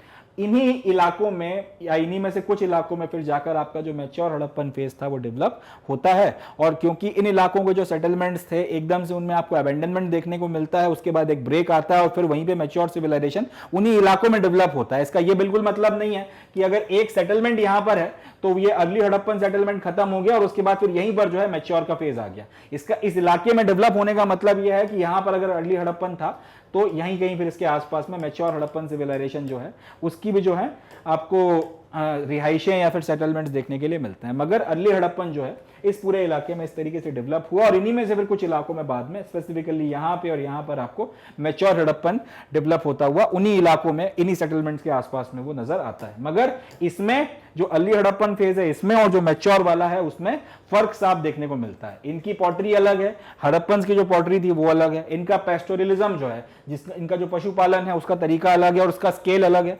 हड़प्पन का जो पशुपालन का तरीका था और जो उनका स्केल था वो अलग आया, या मैच्योर हड़प्पन का जो फेज था जो स्केल था और जो तरीका था वो अलग था। इसके बाद में एग्रीकल्चर की प्रैक्टिसेस भी जो है अर्ली वालों की उतनी ज्यादा एडवांस नहीं थी, मैच्योर वालों की आपको काफी समझ में आती है और क्राफ्ट्स वगैरह देखे जाएं तो उसमें भी काफी ज्यादा डिफरेंस देखने को मिलता है। जो सबसे स्ट्राइकिंग डिफरेंस है वो क्या है, बड़ी बड़ी या फिर लार्ज बिल्डिंग्स आपको अर्ली फेज में गायब है, वो उतना देखने को नहीं मिलती और उसके बाद में फिर वो एकदम से बड़ी मैच्योर वाले फेज में आपको बड़ी बिल्डिंग्स देखने को मिलती हैं। बिसाइड दिस जितने भी छोटे मोटे सेटलमेंट्स आपको देखने को मिले हैं आपको एविडेंसेस मिलते हैं कि इनको अबेंडन किया गया था, इनको छोड़ा गया था, फिर एक ब्रेक आता है और उसके बाद में मैच्योर फेज आपको नजर आता है और जनरली उन्हीं इलाकों में इन्हीं रिहाइशों के आसपास फिर आपकी हड़प्पन सेटलमेंट्स जो है मैच्योर फेज की वो डेवलप होती हुई आपको दिखाई देती हैं। चले अब आगे बढ़ते हैं। तो हम लोगों ने देखा कि मैच्योर हड़प्पन कल्चर जो है वो लगभग उन्हीं एरियाज और इलाकों में डेवलप हुआ था जहां पर अर्ली हड़प्पन कल्चर या फिर वो पर्टिकुलर फेज आपको देखने को मिलता है। हालांकि इनमें काफी ज्यादा असमानताएं थी, इनमें डिफरेंसेस बहुत ज्यादा थे मगर कुछ एलिमेंट्स कॉमन भी थे और उसमें सबसे कॉमन एलिमेंट आता है सब्सिस्टेंस स्ट्रेटेजीज। सब्सिस्टेंस का मतलब होता है जब आपको अपने आप को सस्टेन करना है, एक मनुष्य के तौर पर अगर आपको अपना जीवन यापन करना है तो उसके लिए सबसे जरूरी होता है खाना पीना जो है वो किस तरीके से आप उसकी व्यवस्था कर रहे हो, क्या आप खा रहे हो, क्या आप पी रहे हो, क्या आपकी डाइटरी प्रैक्टिसेस वगैरह हैं, वो सारी चीज़ें जो हैं सब्सिस्टेंस स्ट्रैटेजीज में आ जाती हैं। जैसे आज की तारीख में अगर हिंदुस्तानियों की बात की जाए तो हमारा जो मेन या फिर स्टेपल डाइट है, दाल चावल, एक तरीके की सब्जी रोटी और साथ में कुछ आपका अचार पापड़ वगैरह रख लेते हैं। तो जनरली अगर आप डाइट की बात करो कि इंडियन जो है ये खाना खाता है, तो ये हमारी सब्सिस्टेंस स्ट्रैटेजीज की बात की जाएगी, हमारी डाइटरी प्रैक्टिस की बात की जाएगी, उसका जिक्र आ जाएगा। इसी तरह से हड़प्पन्स और अर्ली हड़प्पन्स की बात की जाए, अर्ली हड़प्पन्स या मैच्योर हड़प्पन्स की बात की जाए, तो इनमें एक चीज कॉमन देखने को मिलती है, वो है इनकी डाइटरी प्रैक्टिसेस या फिर सब्सिस्टेंस स्ट्रैटेजीज। जिस तरीके का खाना वगैरह ये लोग खाया करते थे, मोर और आपके जो अर्ली हड़प्पन्स वाले खाया करते थे, मोर और लेस वही खाना आपको मैच्योर फेज में भी देखने के लिए मिलता है। और भी चीजें एडअप हो जाती हैं, बट जो बेस है आपका वो सेम रहता है। और ये बात समझ में भी आती है क्योंकि एक इलाके में पैदा होने वाले जो फल फूल हैं और बाकी जो आपकी चीजें हैं वो एकदम से तो चेंज होगा नहीं। तो भले ही आपका कल्चर चेंज हो जाता है, मगर वहां का जो आपकी फ्लोरा और फौना है वो तो बदलेगा नहीं। वहां पे जो आपके पेड़ पौधे हैं, जो भी आपका अनाज वगैरह उग रहा है, जो भी आपके फल फूल और बाकी सारी खाने वाली चीजें पैदा हो रही हैं प्राकृतिक तौर पे, उनमें बदलाव आएगा नहीं। तो इसलिए ये चीज समझ में आती है कि अर्ली हड़प्पन्स और मैच्योर हड़प्पन्स की सब्सिस्टेंस स्ट्रैटेजीज या डाइटरी प्रैक्टिसेस वगैरह काफी हद तक सामान्य है। अगर हम लोग हड़प्पन्स की बात कर लें तो ये काफी सारी चीजें खाया करते थे, वेजिटेरियन में भी और नॉन वेजिटेरियन में भी। काफी सारे रेंज ऑफ प्लांट्स वगैरह ये खाया करते थे, काफी सारे तरीके के आपके एनिमल प्रोडक्ट्स ये खाया करते थे। इनफैक्ट ये फिशेस वगैरह जो है उसका भी कंजम्पशन किया करते थे। तो अगर आप हड़प्पन्स की डाइटरी प्रैक्टिसेस की बात कर लो, अर्ली वालों को भी देख लो या स्पेसिफिकली मैच्योर वालों की बात कर लो, बहुत वाइड रेंज ऑफ आपको जो चीजें देखने के लिए मिलती हैं। ऐसा नहीं है कि दो चार चीजें इनके पास अवेलेबल थी और वही खाकर गुजारा कर रहे थे। काफी ज्यादा ऑप्शंस आपको हड़प्पन्स के डाइटरी प्रैक्टिसेस में देखने के लिए मिलते हैं। उसी के बारे में हम लोग थोड़ा सा बातचीत आगे करेंगे। चले, अब ये जो डाइटरी प्रैक्टिसेस हैं कि आखिर आपको कैसे पता चला कि ये सारी चीजें ये लोग खाया करते थे, इसके बारे में आर्कियोलॉजिस्ट वगैरह को एविडेंसेस जो मिले हैं वो मिले हैं चार्ड ग्रेन्स और सीड्स वगैरह की मदद से। सबसे पहले तो चार्ड ग्रेन्स का मतलब क्या होता है, आप लोगों ने देखा होगा लकड़ी वगैरह जो है उससे चारकोल किस तरीके से बनाया जाता है, लकड़ी को किस तरीके से जलाया जाता है, फिर उसके ऊपर पानी वगैरह डाल के उसको बुझाया जाता है। जब उसका थोड़ा बहुत कंबशन हो जाता है फिर सुलगने दिया जाता है, अल्टीमेटली एकदम काली पड़ जाती है कोयले की तरह और चारकोल बन जाती है। तो ये जो प्रोसेस होता है इसको बोला जाता है चारिंग। तो ये जो चार्ड किया जाता है और चारिंग की मदद से जो आप चारकोल वगैरह बनाते हैं, उसी तरह से अगर आपने कभी किसी ग्रेन को पकाया हो, किसी और चीज में अगर आप कुछ पका रहे हो और कोई ग्रेन्स वगैरह का इस्तेमाल हो रहा हो, अगर उनका कुछ हिस्सा जलता है उसके बाद में फिर वो जिस तरह से चारकोल की प्रोसेस होती है उस तरह से अधजला वो रह जाता है, और जिस तरह से आपकी लकड़ी जो है वो चारकोल में कन्वर्ट होकर एकदम ब्लैक पड़ जाती है, उस तरीके से आपका ग्रेन्स अगर उस तरीके से हो जाते हैं उसको बोला जाता है चार्ड ग्रेन्स। अब इस तरीके के जो चार्ड ग्रेन्स हैं और जो सीड्स वगैरह हैं, पकाने के दरमियान उनकी चारिंग हो गई हो या फिर किसी भी वजह से ये प्रिजर्व हो जाते हैं। ये जो प्रिजर्व्ड चार्ड ग्रेन्स आपको देखने को मिले हैं, ये अधजले जो आपको ग्रेन्स वगैरह देखने को मिले हैं, जो सीड्स वगैरह देखने को मिली हैं, इनकी स्टडी की गई आर्कियोबॉटनिस्ट के द्वारा। आर्कियोबॉटनिस्ट बेसिकली वो लोग होते हैं जो एंशियंट टाइम पीरियड के जो आपके प्लांट के रिमेन्स वगैरह हैं या फिर उनके जो ग्रेन्स वगैरह हैं, इस तरीके की जो चीजें आपको देखने को मिलती हैं इनको स्टडी करते हैं। तो जो भी चार्ट ग्रेन्स वगैरह आपको देखने के लिए मिले हैं, जो भी बाकी सारी चार्ट सीड्स वगैरह देखने के लिए मिली हैं, इन सब की स्टडी कर ये जो आर्कियोबॉटनिस्ट वगैरह हैं ये लोग इस निष्कर्ष पे पहुंचे हैं, या फिर इन्होंने जो है आपका डाइटरी हैबिट्स वगैरह का जो एक पूरा कंक्लूजन निकाला है कि हड़प्पन्स ये सारी चीजें खाया करते थे, ये चीजें ज्यादा मात्रा में खाते थे, ये चीजें उतनी मात्रा में इस्तेमाल नहीं होती थी एंड ऑल दैट। इनफैक्ट इन्हीं सबकी स्टडी की मदद से जो है हम लोग डाइटरी हैबिट्स वगैरह हड़प्पन्स की जो भी हैं और जो अर्ली टाइम पीरियड में फूड वगैरह खाया जाता था क्या नहीं था, उसके निष्कर्ष पर हम लोग पहुंचे। इसी में हम लोग आगे बातचीत करेंगे कि हड़प्पन्स वगैरह जो चीजें खाया करते थे तो उसमें मेन क्या था और कौन सी चीजें प्रीडोमिनेंटली कंज्यूम की जाती थी। तो अगर आप प्राइमरी बात करें कि क्या क्या चीजें प्रीडोमिनेंटली इनकी आपको खाने में या डाइट्स में देखने के लिए मिलती हैं, तो गेहूं का उत्पादन ये लोग ज्यादा मात्रा में करते थे और वीट का कंजम्पशन भी काफी ज्यादा मात्रा में होता था। अगला आता है बार्ले, जिसको हम लोग हिंदी में जौ बोलते हैं। अगला उसके बाद में लेंटिल्स यानी कि कई सारी तरीके की दालें, चिकपीस यानी कि इसको हिंदी में बोला जाता है काबुली चना, और सीसम यानी कि अलसी। इन सारी चीजों का प्रीडोमिनेंटली ज्यादा मात्रा में कंजम्पशन आपको देखने के लिए मिलता है। इसके अलावा अगर आप गुजरात के इलाकों में जाएं तो बाजरा या फिर मिलेट्स वगैरह भी आपको देखने के लिए मिलते हैं। अब इंपॉर्टेंट बात यह है कि चावल जो है वो मिला तो है, मगर उतनी मात्रा में आपको चावल देखने को नहीं मिला। उसके बेसिस पर यह अजम्पशन किया गया है कि चावल जो है वो स्टेपल डाइट नहीं था, या फिर चावल जो है वो शायद लग्जरी आइटम रहा होगा, तो लोग जो है इसको कॉमन रूप से कंज्यूम नहीं करते थे। ये बात समझ में भी आती है क्योंकि ये इलाका सेमी एरिड इलाका है, पानी की यहां पे कमी रही थी, तो यहां पर चावल का उत्पादन करना वैसे भी थोड़ा सा मुश्किल था, क्योंकि चावल की खेती में आपको काफी मात्रा में पानी की जरूरत पड़ती है, क्योंकि इस इलाके में बारिश जनरली जो है एक सर्टेन टाइम पीरियड में ही आ रही है, और उसके बाद में फिर पानी की कमी है, क्योंकि एरिड सेमी एरिड इलाका है, तो यहां पर चावल की खेती वैसे भी मुश्किल थी। तो इन ऑल प्रोबेबिलिटी ये भी हो सकता है कि चावल कहीं बाहर से ये लोग मंगवाते हो, लग्जरी आइटम रहा हो, और सिर्फ आपका जो अपर क्लासेस है वही लोग जो है इसको कंज्यूम करते हो। मगर प्रीडोमिनेटली जिन चीजों का इस्तेमाल खाने में किया जाता था उसमें व्हीट, बार्ले, लेंटिल्स, चिकपीस और सीसम जो है ज्यादा मात्रा में आपको देखने के लिए मिलते हैं। गुजरात तरफ जाओगे तो बाजरा या फिर मिलेट्स वगैरह, इनका भी इस्तेमाल आपको बड़े पैमाने पर देखने के लिए मिलता है। चलें जी, आगे बात को बढ़ाते हैं। अब ये तो रही आपकी ये सारी जो बात हमने करी, इसमें हम लोगों ने जो वेजिटेरियन डाइट है उसकी बात कर ली कि जो नेचुरली आपको प्रकृति से सामान मिल रहा है उसमें से ये लोग ज्यादातर क्या कंज्यूम करते थे। अब इनकी नॉन वेजिटेरियन डाइट की बात की जाए तो यहां पर कई सारे तरीके के एनिमल्स वगैरह हैं, उनकी बोन्स आपको मिली हैं। कैटल्स की बोन्स मिली हैं, शीप्स की बोन्स मिली हैं, गोट्स हो गए, बफेलो हो गए और पिग हो गए। तो इन सारे जानवरों की जो है प्रीडोमिनेटली आपको बोन्स वगैरह देखने को मिली हैं। इनकी जो बोन्स अब मिली हैं, जितनी मात्रा में मिली हैं, जितना बड़े पैमाने पर मिली हैं, इन सब की स्टडी की गई है आर्कियोजूलॉजिस्ट वगैरह के द्वारा। ये वो लोग हैं जो पुराने जमाने के जो जानवर हैं उनकी बोन्स वगैरह को और उनके जो भी एंशिएंट रिमेन्स वगैरह मिले हैं उनको स्टडी कर कर आपको उस जमाने में उन जानवर का फिर क्या प्रयोग था, किस तरीके की इनकी स्थिति थी, उन सब के बारे में एविडेंसेस वगैरह देते हैं।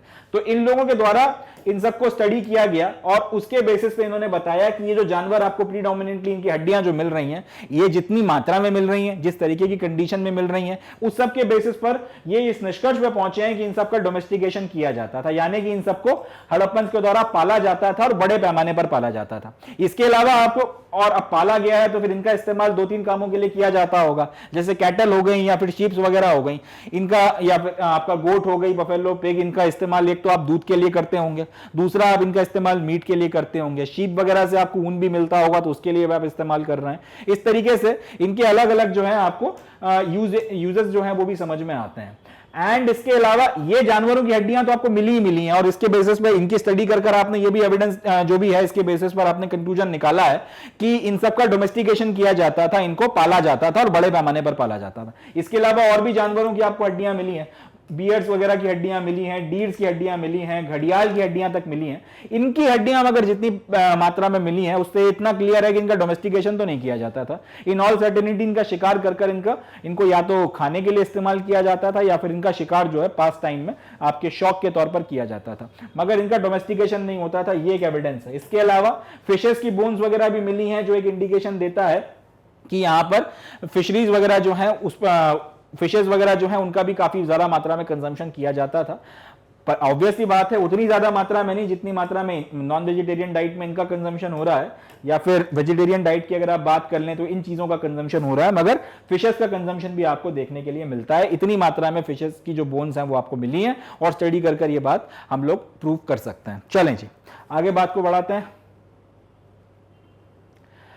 अब क्योंकि हड़प्पन जो है प्रीडोमिनेंटली ग्रेन्स का इस्तेमाल काफी मात्रा में करते थे खाने पीने के लिए, और इसके अलावा कई सारी जगहों पर जो है ग्रेनरीज वगैरह भी आपको मिली हैं। पास्ट लेक्चर में हम लोगों ने फोटोज भी देखे थे उनके और देखा था कि काफी बड़ी बड़ी ग्रेनरीज जो हैं या भंडार गृह जो है आपको मिले हैं जहां पर हम लोग काफी मात्रा में ग्रेन्स वगैरह को प्रिजर्व कर रखते थे।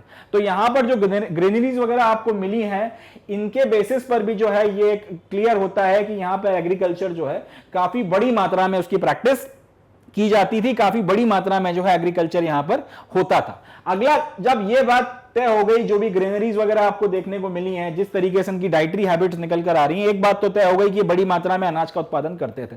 अगला सवाल ये उठता है कि कैसे करते थे, ये किस तरीके से जो है एग्रीकल्चर किया करते थे, क्या वो तरीका था जिससे ये एग्रीकल्चर करते थे, हल किस तरह से चलाते थे, किस टाइम पीरियड में, या जो है आपका अपना जो भी आपको सामान वगैरह बोना है, जो भी चीज आपके ग्रेन्स वगैरह को बोना है आपको जमीन में, उसके बारे में, पानी कैसे क्या दिया करते थे, इस सारी चीजों को जो है स्टडी करना जरूरी है। क्योंकि इतना समझ में आ रहा है कि बड़े पैमाने पर जो है एग्रीकल्चर किया जा रहा है, कृषि हो रही है।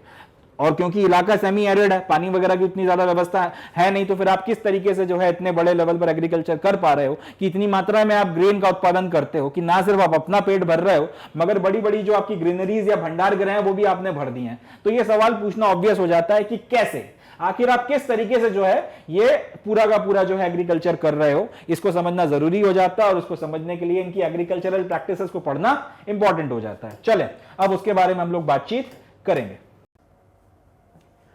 तो हड़प्पन्स की जो एग्रीकल्चरल प्रैक्टिसेस को हम लोग समझने की कोशिश करते हैं, इनके बारे में जो नॉलेज हमको मिला है वो मिला है इनकी सील्स वगैरह से और इनके टेराकोटा के जो स्कल्पचर्स हमको मिले हैं, टेराकोटा की जो अलग अलग मूर्तियां हमको मिली हैं उसकी मदद से जो है हमको इनके एग्रीकल्चरल प्रैक्टिसेस के बारे में पता चलता है। एक तो इनकी सील्स और दूसरा इनके टेराकोटा के स्कल्पचर्स। ठीक है जी, टेराकोटा के स्कल्पचर्स को जब हम लोग स्टडी करते हैं तो उससे हमको पता चलता है कि इनको बुल के बारे में पहले से अंदाजा था। बुल की आपको काफ़ी सारी जो है छोटी छोटी खिलौना के रूप में जो इस्तेमाल होने वाले छोटे छोटे आपके जो पीसेज हैं वो मिले हैं। तो बुल के उन टेराकोटा पीसेज या उन खिलौनों से हम लोगों ने एक अंदाज़ा लगाया है या फिर उसको हम लोगों ने एक्स्ट्रापोलेट किया है इस बात को मानने के लिए कि इनको शायद ऑक्सन्स के बारे में पता था। अब ऑक्सन के बारे में पता था इसका मतलब ये हल जोतने में उनका इस्तेमाल, प्लोइंग वगैरह में उनका इस्तेमाल किया करते थे।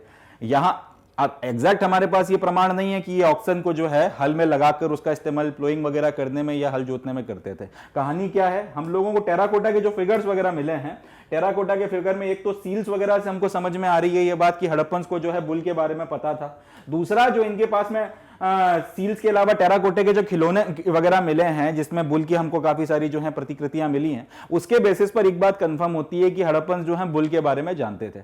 तो क्योंकि इनको बुल के बारे में पता था, यहीं से आर्कियोलॉजिस्ट ने जो है इसको एक्स्ट्रापोलेट किया है, इसी चीज को थोड़ा सा आगे बढ़ाकर रिज्यूम किया है कि इन लोगों को ऑक्सन के बारे में भी जो था पता था और ये उसका इस्तेमाल हो ना हो प्लोइंग के लिए या फिर खेत में हल जोतने के लिए किया करते थे। साथ ही साथ आपको हल वगैरह जो है उसके, अब ऐसा नहीं है कि आपको पूरा का पूरा एक हल मिल गया हो, क्योंकि जनरली हल वगैरह उस वक्त में जो है मेटल के तो बनाए नहीं जाते थे, उस वक्त बनाए जाते रहे होंगे लकड़ी वगैरह के।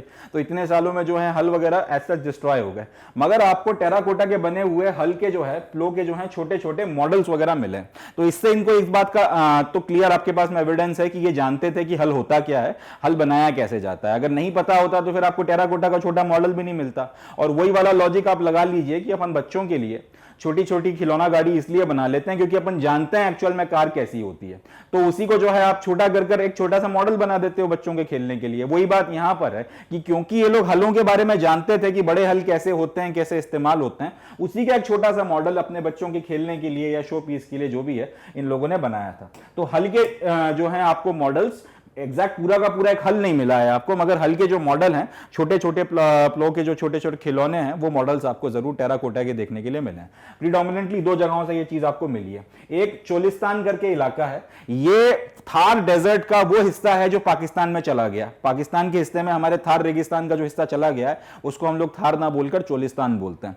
तो चोलिस्तान के इलाके में आपको जो ये हल के मॉडल वगैरह देखने के लिए मिले हैं। दूसरा हरियाणा का जो बनवाली है वहां पर भी आपको इस तरीके के मॉडल्स वगैरह देखने के लिए मिले हैं। हम दोनों की फोटोग्राफ्स देखेंगे, उसके बाद में आगे बढ़ेंगे।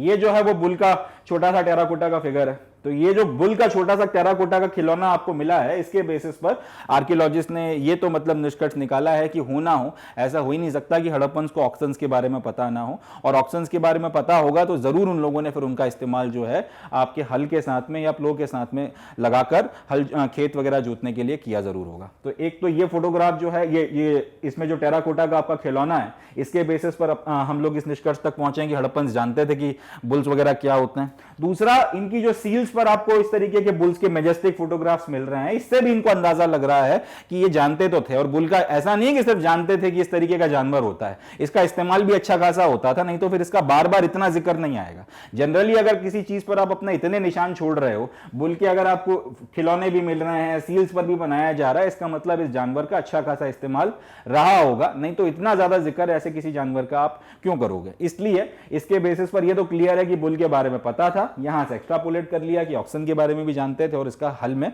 लगाकर खेत जोतने में इस्तेमाल किया जाता होगा। दूसरा, ये हल का वो छोटा सा टेराकोटा का मॉडल है जो हमको देखने को मिला है। फिर वही बात कि अगर आपने छोटे लेवल पर इसका खिलौना बनाया है, इसका मतलब आप जानते हैं कि बड़े लेवल पर यह चीज क्या है और क्या काम में इस्तेमाल होती है, तभी आप बना पाए। तो ये जो छोटा सा टेराकोटा का हल का मॉडल है, इसके बेसिस पर हम लोग इस निष्कर्ष पर पहुंचे हैं कि ये जानते थे कि प्लो क्या होता है, हल क्या होता है और उसको इस्तेमाल कैसे किया जाता है। बिसाइड दिस, ये आपको इस तरीके की कुछ खिलौना गाड़ियां भी मिली हैं। अब अगर सामने वाले को ये पता है कि दो हल जोत कर उसमें इस तरीके से गाड़ी लगाकर अपना सामान रखकर, ये देखिए एक आदमी बैठा हुआ है अपना सामान लेकर कहीं जा रहा है, अगर वो इस तरीके से गाड़ियां बना रहा है उस जमाने में और उसको पता है कि इस तरीके के स्ट्रक्चर में दो बैलों के साथ में आप ये इस तरीके से गाड़ी को लगाकर एक से दूसरी जगह कम्युनिकेशन कर सकते हो, तो ये हो ही नहीं सकता कि उसे इतना अंदाजा भी ना लगा हो कि गाड़ी हटाकर यहां पर हल लगा दिया जाए और चलाया जाए तो खेत को आसानी से जोता जा सकता है। एक आदमी जब हल लगा के खेत में खेती करेगा, खेत जोतेगा, तो ज्यादा पावर लगेगी, ज्यादा वक्त लगेगा, उतना इफेक्टिवली काम भी नहीं हो पाएगा। मगर उसी की जगह अगर उसने इनके साथ में ये गाड़ी को हटा के यहां पर हल जोत दिया तो ज्यादा आसानी से और ज्यादा इफेक्टिवली काम हो सकता है। अगर आप ये गाड़ी बना पा रहे हो तो फिर ये चीज भी आपके दिमाग में आई तो जरूर होगी। तो यहां से एक अंदाजा है, एक एक्स्ट्रापोलेशन है कि जब इस तरीके के टेराकोटा के मॉडल्स मिलते हैं उसके बेसिस पर कि अगर आपने इतना सोच लिया है तो ये नहीं हो सकता कि आपने फिर ये ना सोचा हो कि इसके साथ में एक हल लगाकर हम खेत की जुताई में भी इनका इस्तेमाल कर सकते हैं। चले आगे बढ़ते हैं। आर्कियोलॉजिस्ट वगैरह जो हैं, इसके अलावा जो खेत जोते गए हैं, हाथ से जो जोता गया खेत होता है वो एक अलग होता है। बैलों को जब आप साथ में लगाकर खेत जोतना शुरू करते हो तो उसको आपको थोड़ा सा अलग समझ में आ जाता है। तो आर्कियोलॉजिस्ट जो हैं उनको उस तरीके के जुते हुए खेतों के भी एविडेंसेस मिले हैं राजस्थान के कालीबंगन से, जिनको देखकर समझ में आ रहा है कि इनमें हल चलाकर जो है आपके खेत जोते गए हैं और वो दिख रहा है कि ये सिर्फ हाथ से जो है चलाकर खेती नहीं की गई है, इसमें किसी और चीज को एम्प्लॉय किया गया होगा, मोस्ट प्रोबेबली बुल्स वगैरह के साथ में लगाकर किया गया होगा। तो ये जो आपके जुते हुए खेतों के एविडेंसेस आपको देखने को मिले हैं राजस्थान में कालीबंगन वगैरह में, यहां से आपको एक बात समझ में आ रही है कि नहीं यहाँ पे खेती होती थी और यहाँ पे हल का इस्तेमाल भी होता था और यहाँ पे बैलों को इस्तेमाल कर हल जोता जाता था। ठीक है जी। इसके अलावा एक इंटरेस्टिंग चीज यहां पर और निकल कर आती है, जब हम लोग इसको थोड़ा सा समझने की जरूरत है। जब हम लोग किसी सिर्फ एक, लेट से ये हमारा खेत है और हमको यहाँ पर सिर्फ एक तरीके का जो है अनाज उगाना है, तो हम लोग हल चलाना यहाँ से शुरू करेंगे। एक हम लोगों ने छोटी सी नाली जैसा या फिर एक छोटी सी चैनल या चैनल बना दी यहाँ पर, जिसमें हम लोगों को फिर जो भी दाने वगैरह डालने हैं और बुआई करनी है। फिर दूसरी लाइन बना दी, फिर उसी हल को चला के तीसरी लाइन बना दी, चौथी लाइन बना दी, पांचवी बना दी, छठी बना दी। इस तरीके से हम लोगों ने खेत जोता और इसमें जो है आपके अलग जो भी आपको चीज़ों की बुआई करनी है वो डाल दी और उसके बाद में फिर वो पानी देना, जो भी उगाना, इस तरीके से आप अपना काम कर सकते हो। ये जनरली तब किया जाता है जब आपको सिर्फ एक क्रॉप उगाना हो। अब अगर 2 मिनट के लिए मान लेते हैं आप एक ही खेत में एक से ज्यादा क्रॉप्स को उगा रहे हो, तो फिर आप क्या करोगे? एक तरीका यह है कि इस खेत में आपने डिवाइड कर लिया कि इतने हिस्से में मैं एक क्रॉप लगाऊंगा, इतने हिस्से में मैं एक क्रॉप लगाऊंगा।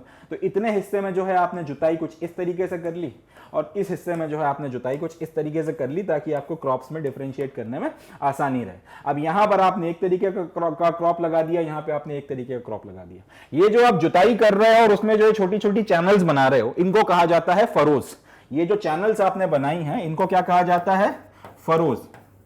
ये जो छोटे छोटे चैनल बनाए हैं जिसमें फिर आप अल्टीमेटली जो भी अपना सामान डालोगे, जिसको फिर फाइनली आपको जिसमें पानी वानी दे के जो बीज को से आप जो भी खेती करना चाहते हो, तो इन चैनल्स को कहा जाता है फरोज।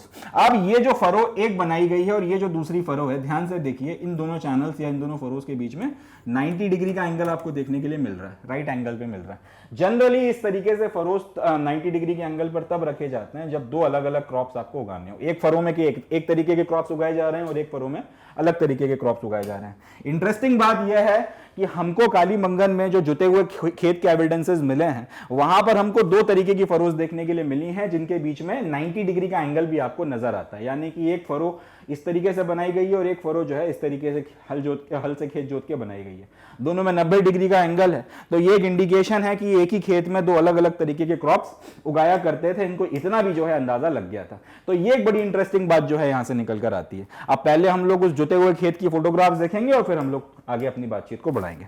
देखिए इसे।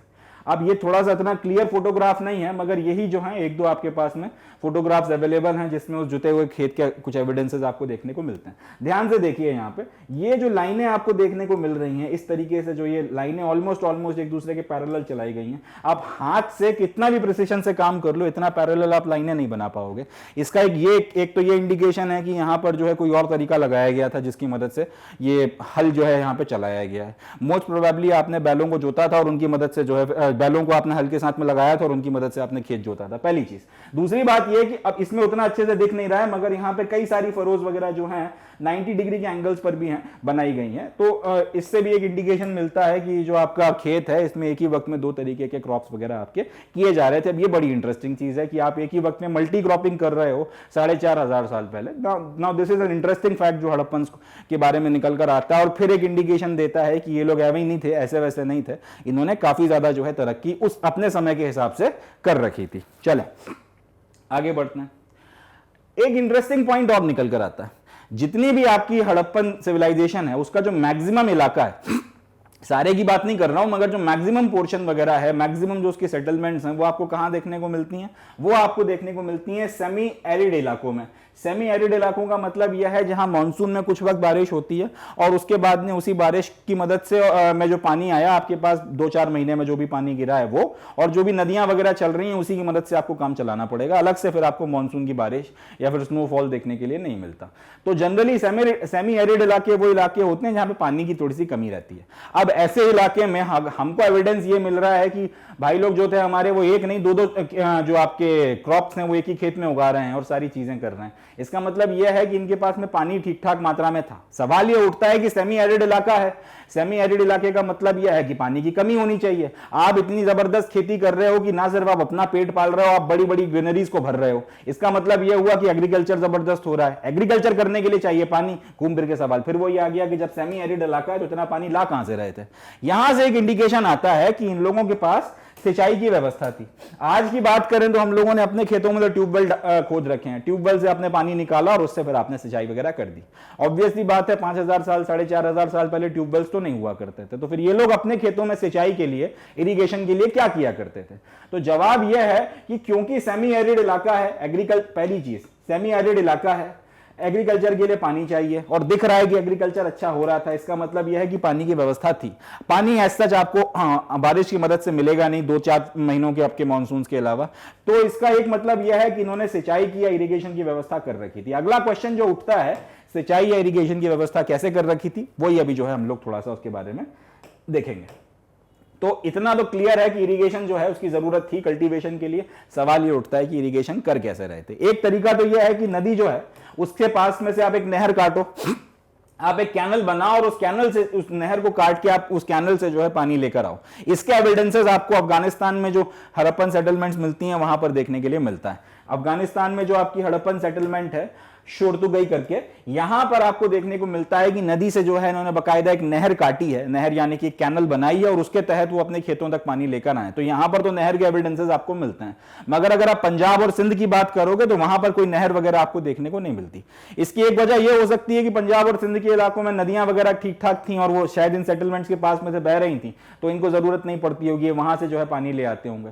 दूसरा यह हो सकता है कि शायद इन्होंने नहरें बनाई भी हों, इन्होंने अगर उन नदियों से नहरें काट के बनाई भी हों तो इस इलाके में क्योंकि नदियां काफी ज्यादा मात्रा में कल करके बह रही हैं, तो हो सकता है अपने साथ में जो मिट्टी वगैरह लाती रही हो, इतने हजारों सालों में वो सारी नहरें जो हैं वो मिट्टी से भर गई हों और अब उनके कोई एविडेंसेस वगैरह नहीं बचे हों। जो भी है, आज की कहानी यह है कि हमको इतना तो पता है कि इरिगेशन की जरूरत यहां पर पड़ती थी। बिना यहां पे सिंचाई के एग्रीकल्चर नहीं किया जा सकता था। अफगानिस्तान के शोरतुगई के इलाके की बात की जाए, वहां पे आपको नहर के एविडेंस मिलते हैं। पंजाब में और सिंध में नहर के एविडेंस आपको नहीं मिलते हैं, मगर इसका फिर यह भी मतलब नहीं है कि वहां पे शायद नहर ना रही हो सकता है कि उन्होंने नहर बनाई है जो इतने वक्त वगैरह में सिल्ट डाउन हो गई हो। सिल्ट डाउन का मतलब यह कि नदियां अपने साथ में जो मिट्टी वगैरह लेकर आती हैं और भी जो आपके एक्सटर्नल फैक्टर्स के कारण मिट्टी इधर से उधर हो रही है, उस सब के कारण हो सकता है कि वो जितनी भी नहर काटी थी वो सबकी सब पट गई हो, सारी की सारी भर गई हो और अब उनका कोई एविडेंस वगैरह आपके पास में ना बचा हो। अब बड़ी इंटरेस्टिंग चीजें यहां से शुरू होती हैं। हमको वाटर रिजर्वायर्स के बारे में भी पता चला है। चलें, उसके पहले बात करने के पहले एक अंदाजा और है आपके आर्कियोलॉजिस्ट वगैरह के पास में कि यह भी हो सकता है कि इन इलाकों में, जिन इलाकों में आपको नहर नहीं मिल रही है, यह भी हो सकता है क्योंकि यहां पे नदियां काफी थी तो पानी जमीन के ज्यादा नीचे आपको खोदना नहीं पड़ता था, निकल आता था। तो यह भी हो सकता है कि अपने खेतों के आसपास यहां जो एग्रीकल्चर होता था वहां इन लोगों ने कुएं वगैरह बना रखे हैं और उन कुओं में से फिर जो है वो पानी निकालकर अपने खेतों के पास में कुएं खोद लिए और उसमें से पानी निकालकर फिर वो इरिगेशन वगैरह के लिए उसका इस्तेमाल करते हो। ये भी एक इन्होंने एक अजम्पशन लेकर चले, मगर यहां से एक बड़ी इंटरेस्टिंग चीज निकल कर आती है। तो एक तो ये अजम्पशन ये लोग लेकर चल रहे हैं कि पंजाब और सिंध के इलाकों में इरिगेशन के लिए शायद कुएं खोद रखे और उससे काम चलाते हो, मगर एक बड़ी जबरदस्त चीज निकल कर आती है। धोलवीरा करके एक जगह है, धोलवीरा करके एक जगह है, यहां पर हमको एक पूरा का पूरा वाटर रिजर्वायर मिल गया है। मतलब अब आपकी आंखें फट जाती हैं जब आपको इस तरीके के एविडेंसेस मिलते हैं कि पूरा का पूरा एक वाटर रिजर्वायर आपको 4,500 साल पहले का बना हुआ मिल रहा है। मतलब इन लोगों ने पूरा का पूरा एक टैंक जो है बड़ा सा खोदा है, अब उसमें पानी लाने की कुछ व्यवस्था करी होगी जिससे उस पूरे के पूरे टैंक को भरा जाता होगा और उसकी मदद से फिर जो है वहां से पानी निकालकर वो अपने खेतों में दिया करते थे और उसका फिर इरिगेशन के लिए इस्तेमाल किया करते थे। अभी मैं आप लोगों को उसकी फोटोग्राफ दिखाऊंगा तो आप लोग भी कहेंगे कि मानना पड़ेगी ये बात, धोलवीरा का जो वाटर रिजर्वायर है ये अपने आप में एक एविडेंस है कि हड़प्पन जो थे वो बहुत सी चीजों में बहुत आगे निकल गए थे और हमारे पास लिटरली इस बात का जवाब नहीं है कि आखिर किस तरीके से इन लोगों के पास ये टेक्नोलॉजी और ये दिमाग आया कि इन चीजों में ये इतना आगे निकल गया और इनका आर्किटेक्चर इतना ज्यादा जबरदस्त आया। तो ये अपने को ध्यान रखना है, इंपॉर्टेंट है। ये क्वेश्चन भी बन सकता है कि वाटर रिजर्वायर आपको कहां पे मिला है, ये मिला है धोलवीरा में। और ये किस चीज को इंडिकेट कर रहा है, ये इंडिकेट कर रहा है कि यहां पे पानी स्टोर किया जाता था और मोस्ट प्रोबेबली इसका इस्तेमाल एग्रीकल्चर के लिए किया जाता था। दूसरे कामों में इस्तेमाल होता होगा मगर मोर और लेस इतना पानी स्टोर करके रखा है, इतना आपने अपनी सेटलमेंट में बना के रखा है, तो वहां पे नहाने वाने के लिए तो ये काम नहीं किया जा रहा था। ऑब्वियस ही बात है, समझ में आ रहा है उसके शेप और साइज को देखकर कि इसका इस्तेमाल हो ना हो, ये एग्रीकल्चर में ही बड़े पैमाने पर इसका, खेती में इसका इस्तेमाल होता था। पहले मैं आपको इसकी फोटोग्राफ दिखाता हूं फिर फर्दर बात करते हैं। देखिए इसे, अब ये जो इतना बड़ा रिजर्वायर है इसकी एक और फोटोग्राफ दिखाऊंगा, इसमें तो पूरा आ नहीं रहा है। ये इतना बड़ा रिजर्वायर इन्होंने काट के बना दिया है सिर्फ पानी स्टोर करने के लिए और यहां से फिर ये एग्रीकल्चर के लिए पानी लेकर जा रहे हैं। और ये चीजें अभी 200-400 साल पुरानी नहीं है, ये 4,000 साल पहले की बात हो रही है। 4,000 साल ईसा पूर्व में, 4,000 साल में ये सारी कहानियां चल रही हैं। इस देश में इतनी बड़ी बड़ी बातें हो गई, कैसे, इसके कोई हमारे पास सटीक प्रमाण नहीं है। ये फोटो देखिए, इतना बड़ा रिजर्वायर, इसका मैग्नेमिटी देखिए कितना बड़ा है। और ऐसा नहीं है कि सिर्फ आपने गड्ढा खोद के बना दिया, इसकी मतलब आप स्ट्रक्चर देखिए किस तरीके से बनाया गया। इसमें जल लाने और निकासी की भी जो है कुछ व्यवस्थाएं आपको देखने को मिल रही हैं। जिस तरीके से इसको काटा गया है, ईंटों का जिस तरीके से इस्तेमाल किया गया, देखिए ईंटों को जिस तरीके से लगाया गया है, बाकायदा इंश्योर किया गया है कि पानी एकदम जो है इसमें स्टोर होकर रहे।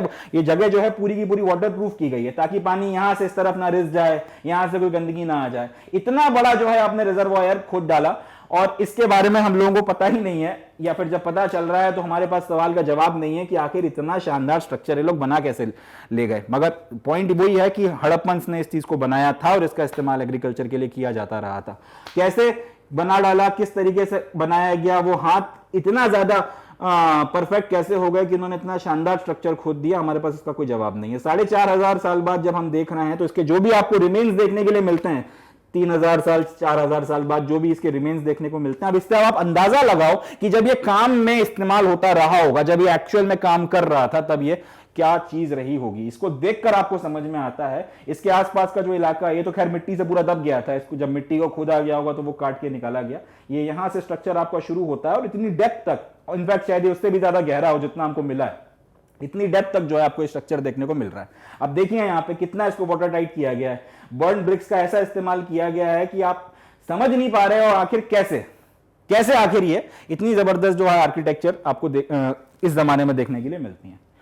तो ये बहुत इंपॉर्टेंट फैक्टर है। एग्रीकल्चर होता था, जबरदस्त मात्रा में होता था और क्योंकि सेमी एरिड इलाकों में होता था, बहुत हाई प्रोबेबिलिटी है कि इरिगेशन के बिना ये काम नहीं हो सकता। अब इरिगेशन करने की कैसे आप कर रहे हो, कुछ जगहों पे आपको नहर देखने को मिल रही है। सबसे बढ़िया एग्जांपल छोड़तू गई, सिंध और पंजाब में नहर देखने को नहीं मिली, तो उसके दो अंदाजे हैं। या तो नहरें काटी गई होंगी जो वक्त के साथ में भर गई, दूसरा यह है कि अपने खेतों के आसपास में आपने कुएं खोद लिए, क्योंकि नदियां बहुत सारी हैं तो जमीन के अंदर का भी वाटर लेवल ठीक ठाक रहा होगा, तो आपके जो कुएं हैं ज्यादा गहरे खोदने की जरूरत नहीं पड़ती होगी, पानी आ जाता होगा, तो अपने खेतों के आसपास कुएं खोद लिए, उससे जो है आप काम चला रहे हो। इसके अलावा जो इस तरीके के वाटर टैंक आपको देखने के लिए मिले हैं धोलवीरा में, जिस तरीके के वाटर टैंक्स आपको देखने के लिए मिले हैं, ये भी एक इंडिकेशन है कि पता नहीं ऐसे कितने और वाटर टैंक्स कहां कहां दबे पड़े हों। शायद इस तरीके की भी यहां पे तो चलो काफी बड़ा वाला मिल गया, हो सकता है कि इस तरीके के छोटे छोटे टैंक्स वगैरह बनाकर भी अपना काम चलाया जाता रहा होगा। जो भी व्यवस्था थी, कुल मिला के इतना समझ में आता है कि हड़प्पन्स जबरदस्त एग्रीकल्चर कर रहे थे और इनके पास में काफी सारी चीजें थी। हो सकता है बहुत से चीजों के बारे में हमारे पास फिलहाल एविडेंस ना हो, बट इतना क्लियर है कि ये बहुत ज्यादा आगे थे बाकी सारे लोगों से, अगर आप इसको कंपेयर करते हैं तो। चले आगे बढ़ते हैं। अब हड़प्पन सिविलाइजेशन की जो सबसे मोस्ट यूनिक जो चीज निकल कर आती है इन सारी चीजों में को जब हम देख रहे हैं और जब हमें समझ में आ रहा है कि क्या जबरदस्त आर्किटेक्चर है, कैसे ये एक एक चीज में जो है ऐसा मतलब इनोवेशंस वगैरह करना है, ये सब चीजें तो ठीक हैं, मगर इन सब चीजों को अगर हम ना भी गिने तो हड़प्पन सिविलाइजेशन को जो चीज सबसे ज्यादा यूनिक बनाती है, सबसे ज्यादा इंटरेस्टिंग बनाती है, वो है इसका जबरदस्त आर्किटेक्चर और इसके अर्बन सेंटर्स का डेवलपमेंट, शहरों का निर्माण जो इन लोगों ने शुरू किया था। जिस तरीके के शहर आपको देखने को मिल रहे हैं, हड़प्पन सिविलाइजेशन को वो चीज एकदम अलग खड़ा करती है। तो अब इनके अर्बन सेंटर्स के बारे में, इनके शहरों के बारे में, इनके शहरों के डेवलपमेंट के बारे में, बिल्डिंग्स के बारे में अब हम और ज्यादा डिटेल में बातचीत करेंगे। और ये और ज्यादा डिटेल में बातचीत करने के लिए हम लोग हड़प्पन सिविलाइजेशन के मिले अब तक के सबसे शानदार और सबसे बड़े शहर को अपना केस स्टडी बनाएंगे। हम लोग अब बातचीत करेंगे मोहनजोदाड़ो के बारे में। मोहनजोदाड़ो के का जो पूरा आपका एक्सकवेशन हुआ है, इसमें जो बिल्डिंग्स वगैरह मिली हैं, एक एक चीज को हम लोग डिटेल में डिस्कस करेंगे।